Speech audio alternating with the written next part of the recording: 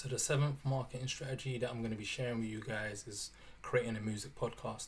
The reason why this is so key is because it caters towards introverted indie musicians or producers that don't really like showing their face and would prefer to be behind the scenes. It allows you to stay behind the scenes but still allow your voice to be heard and your ideas and your personality to be shared across voice format, sharing it simply on platforms such as Anchor that I'm on right now.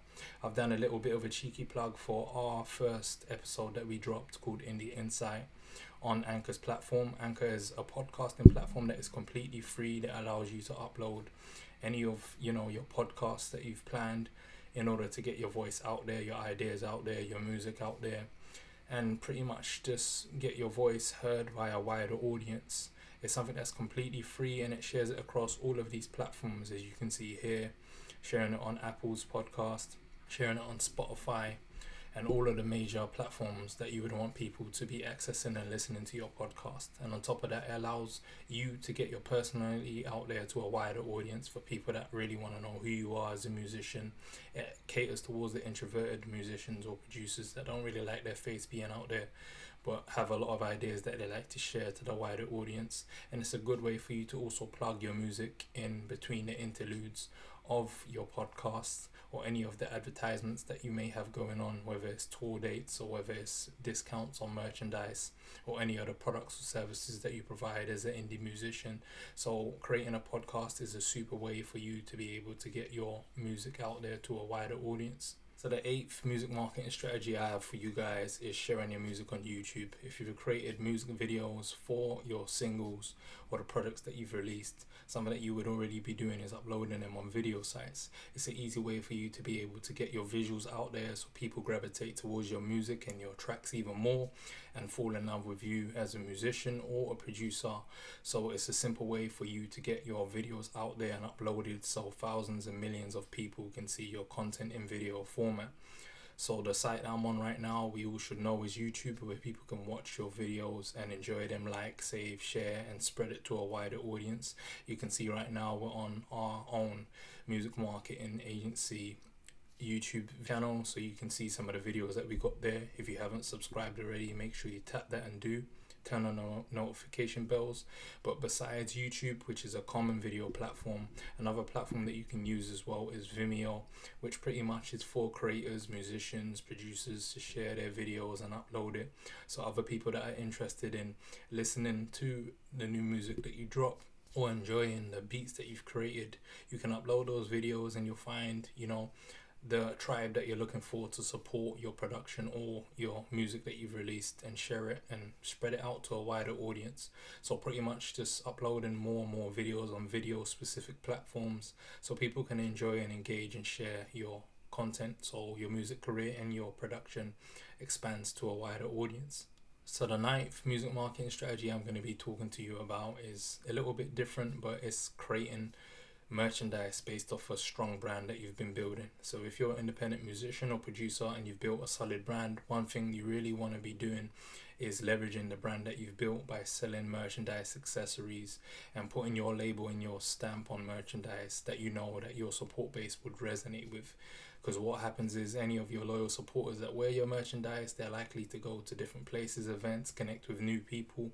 And if they're interested in that specific brand or design and someone has never seen it before, they're going to be, inquiring about where they got that brand from. They like the merch, and then from there, they're going to trickle down into your music catalog and then potentially become supporters of your music. So right now in front of me, I've got two websites that you can use as an independent musician or producer to create your own merchandise. The first merchandise print on demand website that I have is called Printful. It allows you to pretty much create any of your brand designs by simply just selecting the design, putting it on the blank canvases of merch and accessories that they've got at your disposal. On here, different products, as you can see, you can put it on any of these products: socks, phone cases, bags, even masks right now. And these are the different variations of products that you can put your brand on in order to sell it to your supporters and give you that wider reach. And then the second site I'm going to introduce you to here is called Printify. It does pretty much the same thing. It's a print on demand service that allows you to create your own merchandise as an independent musician or producer, and allows you to establish your brand and pretty much spread your music and your brand message out there as an independent musician or producer.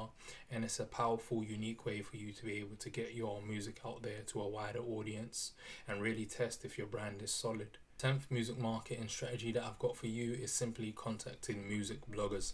The easiest way for you to do that, as you can see right now, is go to Google, type in the top 10 music bloggers, and then you'll be presented with a list. The key thing for you to be able to decipher here is the specific blogger that you want for the genre of music that you make. Once you've found that, what you should do is go and find the name of the person that published that specific blog, and then what you can use is a plugin on Google Chrome called hunter.io, or a website called hunter.io, which allows you to find the registered email addresses of a specific company. So you would type in that company's name and look for the names that come up, and cross-reference that with the person that published the blog that you want to be featured on, and think of an email to write to them that's going to grab their attention and prompt them to want to publish a blog about you. It's an easy way for you to be able to plaster your content and who you are as a musician across the internet, so more and more people can discover you organically when they go to search that specific website and read up on that blog. So the 11th music marketing strategy I've got for you is simple, effective, and it's something that you should be doing. If you're missing out. It's collaborating with other musicians. The reason why this is so key is it allows you to create a new bond with another fellow musician that could help you with all of the information that they've got, the ups and downs that they've been through, that they can help you with, and you can also do vice versa as well to help both of you progress in your music careers. Secondly, it allows you to tap into their fan base, and it allows them to tap into your fan base, so you're both sharing your fan bases and expanding your music to a wider audience. And thirdly, and most importantly, it tests your comfort zone, as it breaks you out of your comfort zone and allows you to try a new genre, or improve and refine your music skill sets or your production skill sets, because you're being tested to work with someone you've never worked with before.